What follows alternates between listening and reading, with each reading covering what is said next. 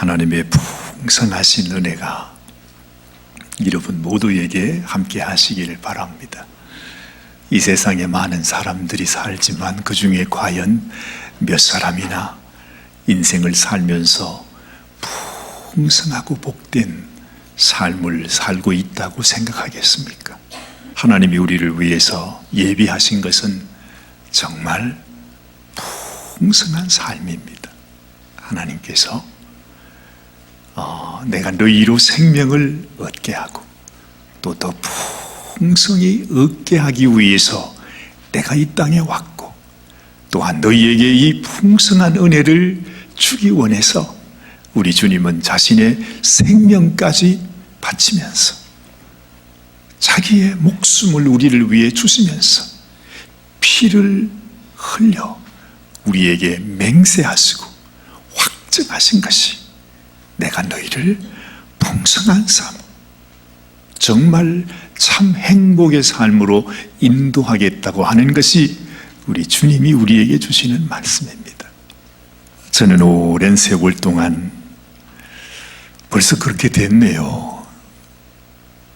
그냥 언제나 나는 어린 종이요 젊은 종이라 생각했는데 세상에 저도 카운트해 보니까 제가 살아온 날들이 제가 여러분들을 모시고 이렇게 신앙생활을 해온 세월이 그렇게 적은 세월이 아닙니다. 어떻게 하면 우리 성도님들을 하나님께서 예비하신 이 풍성한 삶으로 안내해 드릴 수 있을까 늘 고민하고 있지만 또 저 나름대로 이렇게도 해보고 저렇게도 해보고 어떻게 하면 우리 성도들에게 좀 더 잘해드릴 수 있을까 그렇게 늘 고민하지만은 사실은 지나간 세월을 돌아보니까 정말 저 자신이 얼마나 부족함이 많은지 거기에다가 흠도 많아서 그냥 하나님 앞에 너무 죄송하고 또 여러분들에게도 너무너무 미안한 그런 마음도 있습니다. 그래서 오늘 아침부터는 제 마음속에 늘 갖는 생각이지만 다시 한번 내가 새로운 마음을 가지고 여러분들을 풍성한 삶으로 인도해 드려야 되겠다 하는 그런 마음을 갖게 됩니다. 그렇지요. 옛말에 백지장도 맞들면 낫다 그러잖아요. 손바닥도 서로 마주쳐야 소리가 난다 그럽니다. 그래서 저도 그렇고 여러분이 그렇고 같이 우리가 서로 같은 마음이 되어야 뭘 해도 하지 않겠습니까? 도둑질도 손발이 맞아야 된답니다. 우리가 하나님 앞에 은혜 받기 위한 일이고 하나님 앞으로 나가는데 세상에 우리가 서로 마음이 안 맞아가지고서 풍성한 삶을 살아가지 못한다면 그 얼마나 안타까운 일이겠습니까? 그렇죠? 이 여정을 이제 다시 시작하면서 한 가지 말씀드리고 싶은 것은 이 풍성한 삶으로의 초대는 지금 이 자리가 초대석이 아닙니다. 이 자리에서는 그저 여러분이 저의 말을 듣기만 해야 되니까 이 말을 들으시고 이제 여러분이 들은 말씀을 가지고 저와 함께 이제 여러분들이 가지고 계신 그 생각, 여러분이 살고 있는 그 삶, 그런 것들을 같이 나누어야 합니다. 그 나누는 자리가 풍성한 삶으로의 초대 자리다 하는 것이죠. 말씀은 들었는데 서로 저와 여러분이 교통하지 못하면 사실은 그 말씀이 별로 효과를 얻을 수가 없습니다.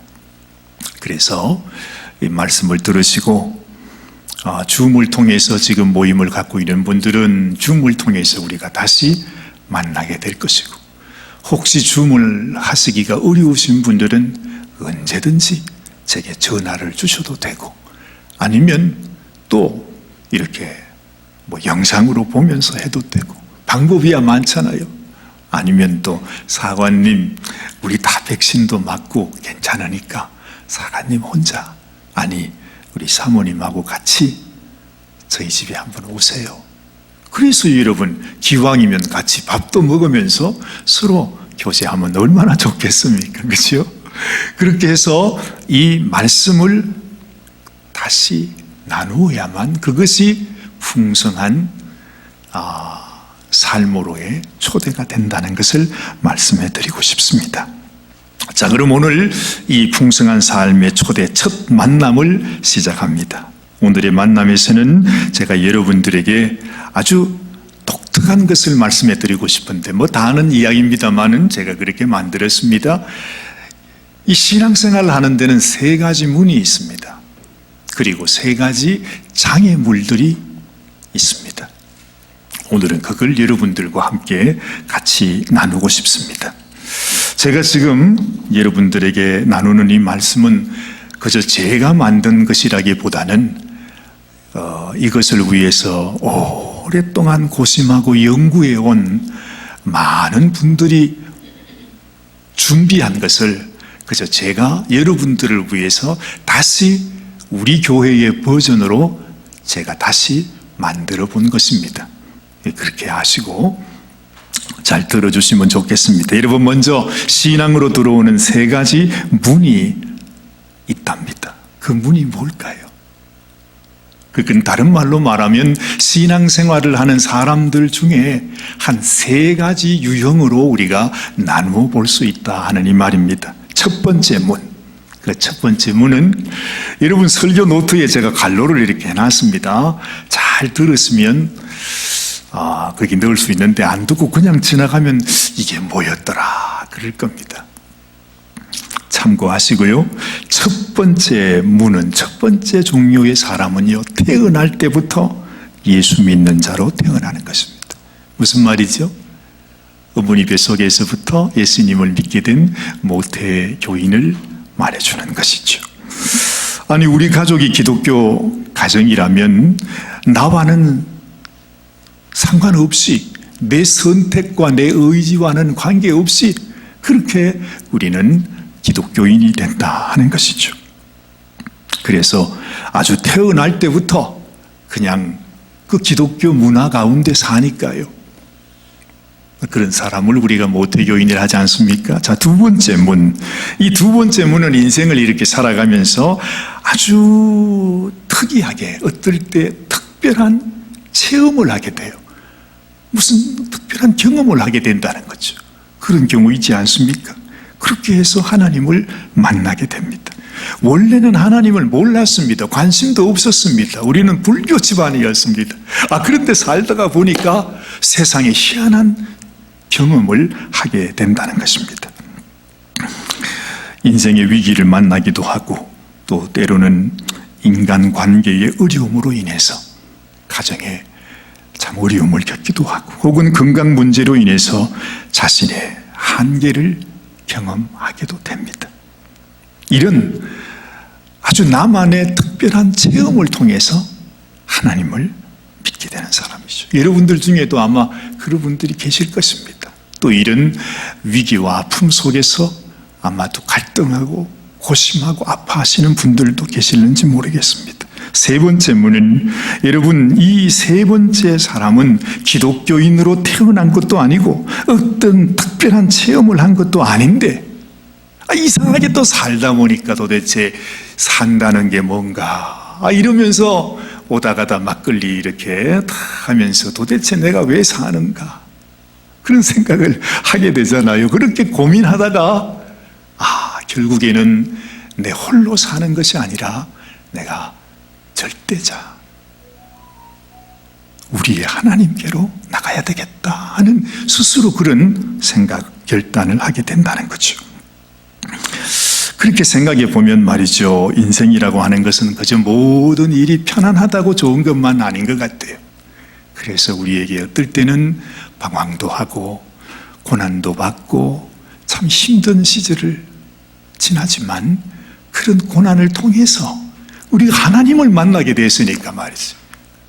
결과적으로 그 고난이 오히려 내게는 축복이라 하는 것을 알게 된다는 거죠. 근데 여러분, 이 세 가지 문 중에서 특별히 어느 문이 제일 좋을까요? 그렇게 말할 수는 없습니다. 다 똑같습니다. 그냥 우리가 하나님께로 나오는 문이 세 가지 문인데 이쪽으로 들어오고 저쪽으로도 들어오고 이렇게 들어온다는 거죠. 그래서 결국에는 이 세 가지 요소가 사실 우리 믿음 생활에는 다 다 필요합니다. 무슨 모태교인을 한번 생각해 볼까요? 이 모태교인을 우리가 생각해 보면 가장 쉽게 예수 믿은 사람입니다. 가장 신앙생활을 잘할 것도 같습니다. 그런데 사실은 교회에서 제일 인정받지 못하는 사람이기도 합니다. 그래서 모태교인을 두고 우리가 말하기를 모태교인은 모태교인이다. 뭐든지 못하는 교인이라고. 이것도 못하고 저것도 못하고, 아니 교회 금방 온 사람들도 막 이렇게 열심으로 신앙생활 하는데 모태교인들은 그냥 다소곳이 교회 자리만 지켜주고 있습니다. 그렇죠.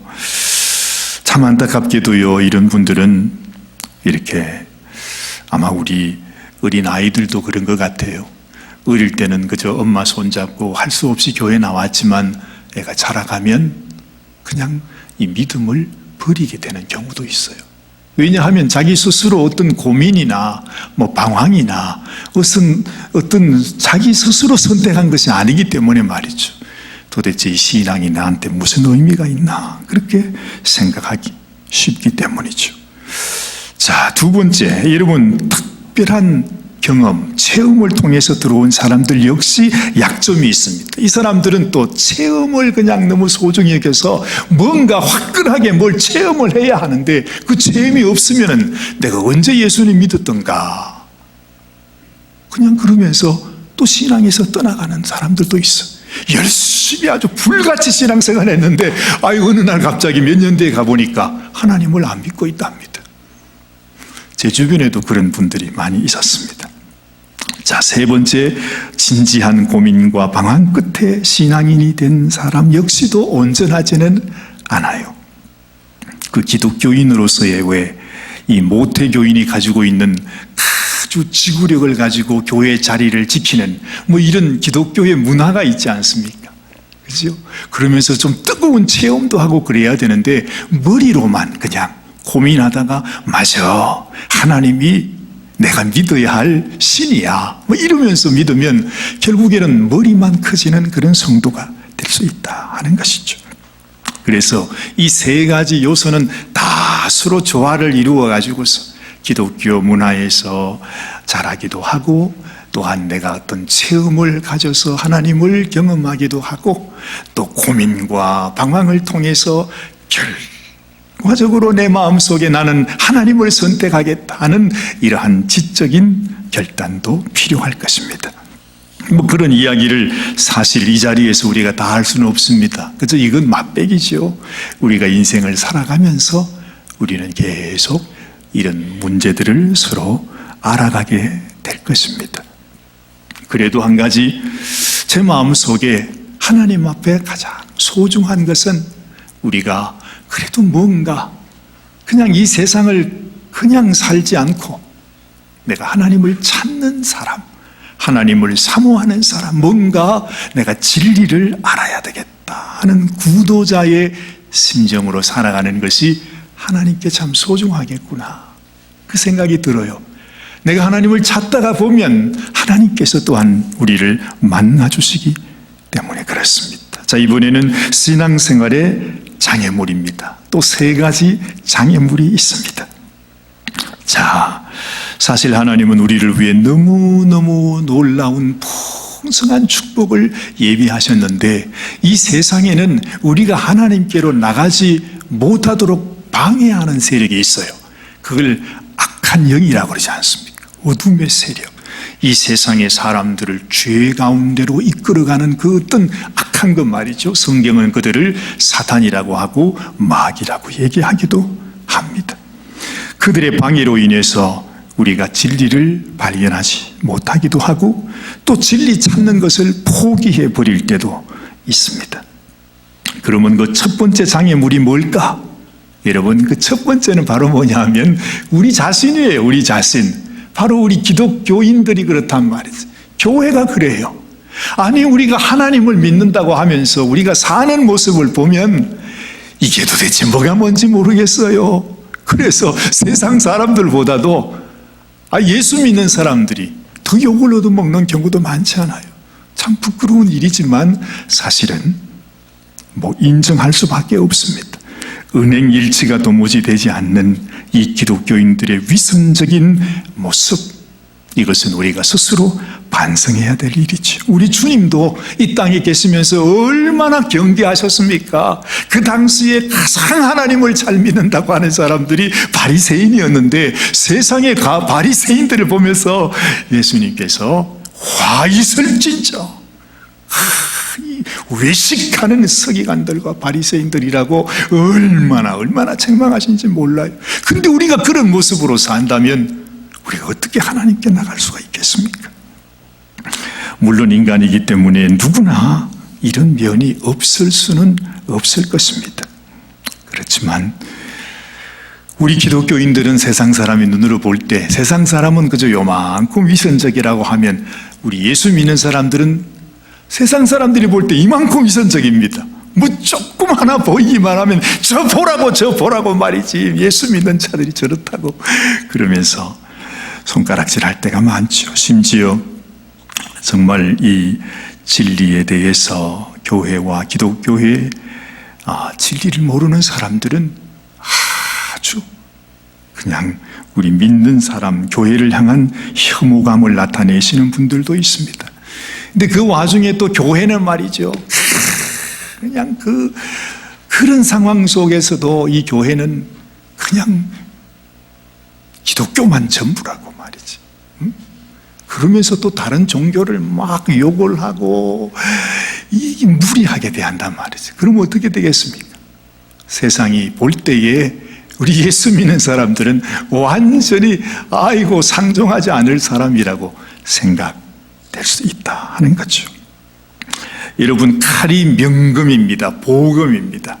보금이면 그 칼집도 좋아야 합니다. 그렇지 않아요? 그런데 우리가 너무너무 고상한 예수 그리스도의 이 놀라운 하나님의 진리를 갖고 있는데 내가 삶이 따라주지 못해서 그 진리가 소용없이 되어버린다는 거죠. 아무도 내 가운데 계신 이 예수님이 진리라고 해도 아무도 그를 신뢰하지 않을 것입니다. 이런 생각을 하게 되면 저 역시도 부끄러움이 많습니다. 사실 할 말이 없습니다. 그렇지만 여러분, 나도 부족하지만 여러분이 제 흠을 보시자면 한이 없이 많지만 저는 그래도 염치불구하고 이 말씀을 드리고 싶어요. 여러분들이 모욕하고 난 다음에 더러워진 목욕물을 버릴 때에 그 속에 있는 애기까지 버려서는 안 된다는 거죠. 물론 구중물입니다. 기독교 안에서도 그런 더러운 물들이 많이 있어요. 그렇다고 해서 그냥 거기에다가 애기까지 있는데 그걸 갖다가 같이 버리면 안 된다는 거죠. 그 안에는 진실로 정말 주님을 사랑하고 또 진리를 따르고 하나님의 말씀을 순종하는 그런 분들, 그런 교회도 있다 하는 것입니다. 자, 두 번째 장애물이 뭔가? 두 번째 장애물은 무조건 덮어놓고 믿어야 한다고 아주 강요하는 것입니다. 저도 제일 처음에 예수님 믿을 때에, 물론 저를 위해서 하시는 말씀이지만은 어른들이 하는 말이 덮어놓고 믿어! 자꾸 묻지 말고 자꾸 묻냐고 말이지. 그런 얘기를 많이 들었습니다. 물론 저야 이해할 수 있지만 우리가 참 예수님이 누구냐고 묻는 사람에게, 어떤 질문을 가지고 고민하는 자에게 덮어놓고 믿으라고 그렇게 성의 없는 말을 하는 것은 절대로 바람직하지 않을 것입니다. 적어도 내 마음속에 예수님이 계시다면 우리는 최선의 대답을 해줄 수 있어야 합니다. 우리가 전부 이해할 수는 없습니다. 이 세상의 모든 것들을 성경이 우리들에게 다 설명할 수는 없지 않습니까? 이해하지 못하는 것들도 많습니다. 그러나 우리는 하나님 앞에 성경이 말씀해 주는 것을 최선을 다해서 잘 기도하면서 설명해 주는 것이 필요하다는 거죠. 자, 세 번째 장애물은 뭔가? 이건 여러분이나 저나 다 같은 마음일 것입니다. 살다 보면 내가 생각지도 않은 일을 만납니다. 상상도 하지 않은 일, 절대로 우리에게는 있으면 안 되는 그런 고난과 시련과 아픔 아픔이 다가오게 되더라는 것이죠. 그러면 우리 마음속에 어떤 생각이 생깁니까?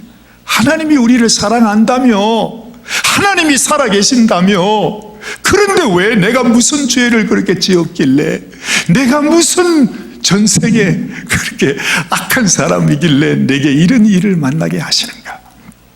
그런 생각이 들지 않습니까? 물론은 때로는 내가 잘못 선택해서 나의 실수로 인해서 그런 일을 만나기도 합니다. 어쩌면 살아가면서 우리가 고통을 당하는 것은 저나 여러분들이나 다 필요악인지 몰라요.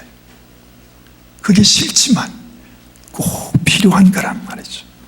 그래서 고난과 시련, 이 고통은 오히려 우리 인간을 위대하게 만든답니다. 짐승들과 인생이 다른 것이 바로 그런 것 아니겠소? 눈물의 빵을 먹어보지 않은 사람은 인생을 논하지 말라 그랬습니다. 여러분, 그래서 하나님도 때로는 마음 아프지만 우리에게 고난을 허락하시는 것입니다. 우리를 구원하실 때도 예수님께서 그 말할 수 없는 고난과 고초를 겪으면서 결국에는 우리를 당신의 자녀 삼지 않았어요.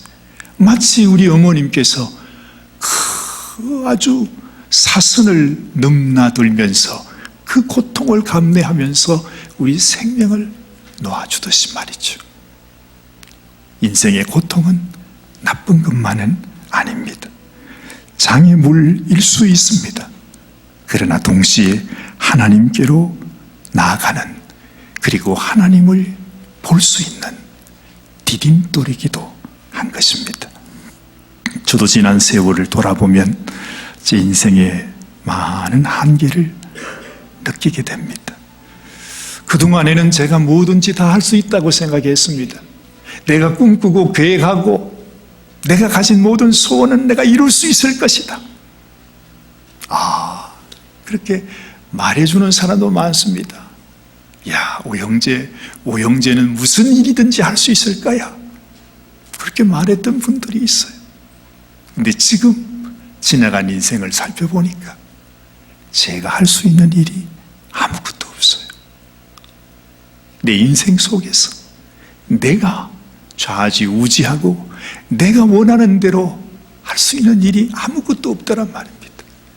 심지어 내가 낳은 내 자식도 가장 다루기 힘든 것이 내 자식입니다. 그러면 내가 할 수 있는 일이 뭐가 있습니까? 아무것도 없어요. 그 무엇도 없어요. 아니, 자식 마음도 이렇게 할 수 없는데 제가 여러분의 마음을 어떻게 만져드리겠습니까? 나는 이렇게 연약한 인생이구나. 어떨 때는 한없는 연민을 느낍니다. 도대체 내가 뭔가 싶은 생각이 납니다.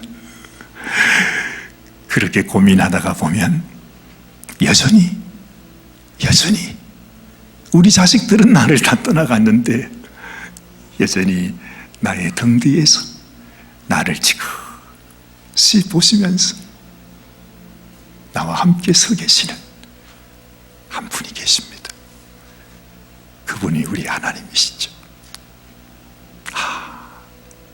내가 나의 생명이 끝날 때, 내가 이 세상을 떠나가는 그 순간이 될 때, 모든 것, 모든 사람, 모든 것이 다 떠나가실지라도 한 분 나를 가장 사랑하셔서 나를 위해 생명을 바쳐주면서 기현아, 내가 너를 사랑한다. 너 아니? 내가 영원토록 너를 버리지 않을 거야. 내가 너를 떠나지 않을 거야. 내가 너의 아비다. 나를 바라보라. 나를 의지해라. 하시는 하나님. 그렇구나. 주님은 이렇게 말씀하셨죠. 내가 온 것은 내 양으로 생명을 얻게 하고 더 풍성히 얻게 하려 하심이라. 오늘도 주님은 말씀하지 않습니까? 너희 목마른 자들아 다 내게로 오라. 돈 없는 자도 오라. 내게 와서 돈 없이 값 없이 포도주와 젖을 사라. 무슨 말이지요? 하나님이 풍성한 삶을 예비하시고 우리를 초청하고 있다는 것입니다. 사랑하는 여러분, 여러분들은 지금까지 신앙생활 해오시면서 어떤 문으로 들어오셨습니까? 또 어떤 장애를 만나셨습니까? 아니, 지금 이 순간도 여러분을 가로막고 있는 그 장애물이 뭐라고 생각하십니까? 언제 기회가 되시면 제게 여러분의 그 이야기를, 여러분이 살아왔던 그 이야기를 제게 한번 해주시면 좋겠습니다. 기도하겠습니다. 하나님 아버지, 아무리 생각하고 생각해도 이 세상에서 나를, 아니 우리 성도님들을 진심으로 사랑하시는 분은 우리 하나님밖에는 없습니다. 이 세상에 나의 남편도, 나의 아내도, 나의 자녀들까지도 결국에는 다 떠나가는 인생들입니다. 하나님 아버지, 모든 사람은 다 나를 떠나가고 때로는 나를 미워하고 때로는 나를 버려도 영원히 내가 너와 함께 하겠다. 내가 너의 모든 죄를 다 사하겠다. 내가 나의 생명을 너를 위해 주었으니 너의 모든 죄값을 내가 다 갚았으니 너는 내게로 오라. 우리에게 말씀하시는 주님께로 우리 사랑하는 모든 성도들이 나아가서 주님의 자녀로, 주님의 사랑을 받는 자로, 우리 주님이 도와주시는 그런 인생으로 살아가게 하여 주옵소서. 혹일은 인생의 장애, 또 신앙의 장애로 인해서 지금도 고통하고 계신 분이 계시다면 하나님, 그 고통 속에서 낙심하고 낭망하고 포기하지 말고 꼭 그 장애를 이기고 극복해서 이 장애가 장애물이 아니라 오히려 하나님께로 나아가는 디딤돌이 될 수 있도록 축복하여 주시옵소서. 우리를 사랑하시는 우리 주님 예수님의 귀하신 이름 받들어 간절히 기도드리옵나이다. 아멘, 아멘.